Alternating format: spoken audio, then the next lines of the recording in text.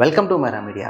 మంత్రి Amarnath seat Pendurthi confirm అయిందంటూ కూడా సమాచారం అయితే అందుతుంది. ఉత్కంఠకైతే తెరపడిందనే చెప్పొచ్చు. ఎందుకంటే మంత్రిగా ఉండి కూడా అనకాపల్లి కొత్త ఇన్ఛార్జిని పెట్టారు. అమర్‌కి సీట్ లేదంటూ కూడా పెద్ద ఎత్తున ప్రచారం జరిగింది. ఇలాంటి తరుణంలో వైసీపీ అధిష్టానం అయితే అమర్‌ని పెందుర్తిని నియమించిందంటూ కూడా తెలుస్తా ఉంది. చాలా విశ్వసనీయ సమాచారం ప్రకారం కూడా అమర్ పెందుర్తి నుంచి పోటీ చేస్తారంటూ తెలుస్తా ఉంది. ముఖ్యంగా కాపు కమ్యూనిటీకి సంబంధించిన నాయకుడు కాబట్టి ఆ కమ్యూనిటీ పెందుతులో బలంగా ఉన్న నేపథ్యంలో అమర్‌ని పోటీ చేయిస్తే బాగుంటుంది అన్న ఆలోచనతో అయితే వైసీపీ ప్రభుత్వం ఉన్నట్టయితే తెలుస్తూ ఉంది.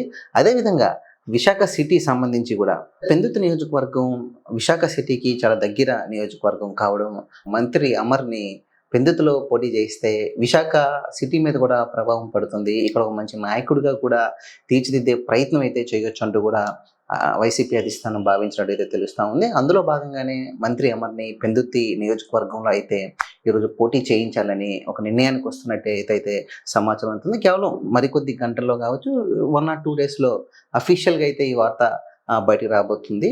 ముఖ్యంగా ఒక విధంగా మొన్న కంటతడి పెట్టుకున్న అమర్ సీటు ఉంటుందా లేదా అంటూ కూడా వాళ్ళ అభిమానులు పెద్ద ఎత్తున బాధపడ్డ నేపథ్యంలో ఈరోజు పెందుర్తి నుంచి పోటీ చేస్తారని ఎప్పుడైతే ఈ సమాచారం అందుతుందో వాళ్ళందరూ అభిమానులు కూడా ఒక్కసారి కూడా ఆనందాన్ని వ్యక్తం చేసే పరిస్థితి అయితే ఉంది.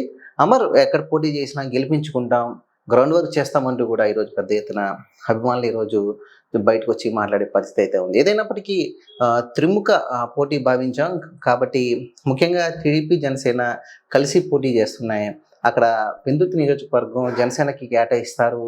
అతను కూడా ఒక కాపు సంబంధించిన నేత కావడంతో ఇద్దరి మధ్యన హోరాహోరీ పోటీ తప్పదంటూ కూడా ప్రచారం జరుగుతుంది. అసలు ఎవరు గెలుస్తారు అనేది ఒక నిర్ణయం అయితే ఎన్నికల ప్రచారం ఎవరు బలంగా చేస్తారంటూ కూడా ఇక్కడ నాయకుల మధ్య పోటీ బట్టి నిర్ణయం ఉంటుందంటూ కూడా ఇక్కడ విశాఖలో అయితే ప్రధానంగా చర్చ అయితే జరుగుతుంది.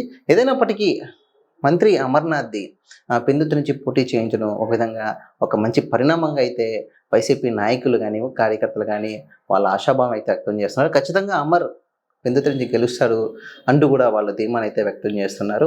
ఏదైనప్పటికీ ఒక తీవ్ర ఉత్కంఠకైతే తెరపడిందనే చెప్పొచ్చు. ఎందుకంటే గాజువాక నుంచి పోటీ చేస్తారా, చోడవరం నుంచి పోటీ చేస్తారంటూ రకరకాల పేర్లు వినిపించినప్పటికీ ఎవరు ఊహించిన విధంగా ఒక పెందుర్తి నుంచి పోటీ చేయించడం అమర్‌ని అనేది ఒక మంచి నిర్ణయంగా కూడా వైసీపీ అభిమానులు అయితే వాళ్ళ అభిప్రాయాన్ని అయితే వ్యక్తం చేస్తూ ఉన్నారు.